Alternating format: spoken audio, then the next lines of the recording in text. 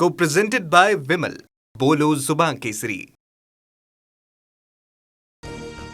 पावसाळी अधिवेशनाचा आजचा 9वा दिवसही गोंधळाचाच. संसद भवन परिसरामध्ये अमित शहांविरोधात विरोधकांचं आंदोलन. लोकसभेचं कामकाज आता 2 वाजेपर्यंत तहकूब, तर दुपारी 2 वाजता राज्यसभेत परीक्षा सुधारणा विधेयक मांडणार. गृहमंत्र्यांच्या आदेशाशिवाय पोलीस कुठलीही कारवाई करत नाही. दिल्ली पोलीस बीजेपीचे गुंड. आंदोलनाच्या आदल्या दिवशी दगडानं भरलेला ट्रक आणला. अभिजित दिपकेंचा केंद्र सरकारवर गंभीर आरोप. आंदोलक विद्यार्थ्यांवर पॅलेट गनचा वापर गंभीर. आदेश असोत वा नसोत या दडपशाहीला थेट गृहमंत्रीच जबाबदार. अमित शहांनी राजीनामा द्यावा. संजय राऊतही आक्रमक.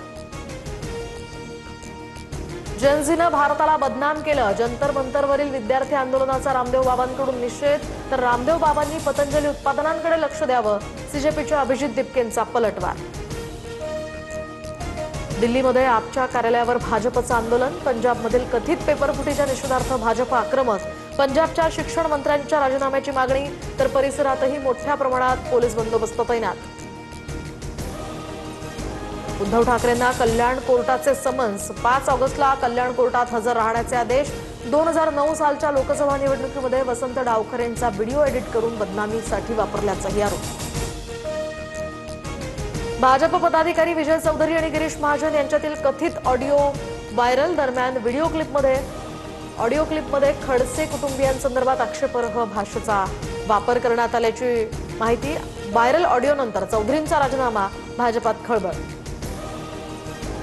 विजय चौधरींसारख्या लोकांमुळे भाजपची प्रतिमा मलिन. गिरीश महाजनांनी थांबवायला हवं होतं. टीव्ही 9 मराठीशी बोलताना एकनाथ खडसेंची ही प्रतिक्रिया. तर भाजप पदाधिकाऱ्याचा राजीनामा, पण त्या मंत्र्यांचं काय? भाजप कायम पाताळ यंत्री आणि कारस्थानी पक्ष राहिलाय, हे विजय चौधरींच्या राजीनाम्यानं स्पष्ट.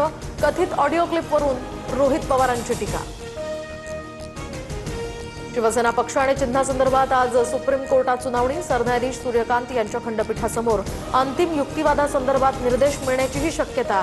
तर 3 वर्षांपासून हे प्रकरण न्यायालयामध्ये प्रलंबित. आजच्या सुनावणीकडे सर्वांचं लक्ष. पुणे विद्यापीठात चक्क 70,000 रुपयांमध्ये बोगस डिग्री विकल्याचा धक्कादायक प्रकार उघडकीस. कर्मचारी निलंबित. महाराष्ट्रामध्ये डायरेक्ट डिग्रीच विकत मिळते. रोहित पवारांचा शिक्षण मंत्र्यांवर निशाणा.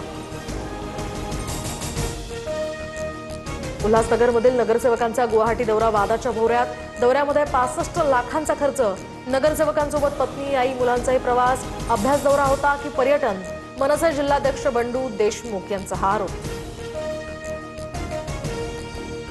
अहमदाबाद विमान अपघात फ्युएल स्विचमधील बिघाडामुळे नाही. मुरलीधर मोहोळ यांची राज्यसभेत माहिती. तर आधी याच कारणामुळे इंजिन बंद झाल्याचा दावा करण्यात आला होता. कोल्हापुरातील माजी सरपंच सुरेखा न्यारे हत्या प्रकरणाला धक्कादायक वळण. हत्या अनैतिक संबंधातनं नव्हे तर आर्थिक कारणातनं केल्याचंही समोर. दरम्यान आरोपीसह त्याची पत्नी, मुलगा, भाच्यावर गुन्हा दाखल करण्याची कुटुंबियांची मागणी. बदलापूरच्या अयंगार बेकरीतील केकमध्ये उंदराची विष्ठा आढळल्यामुळे खळबळ. एफडीएनं नमुने तपासणीला पाठवले. अहवाल प्राप्त होईपर्यंत बेकरी बंद ठेवण्याचेही आदेश.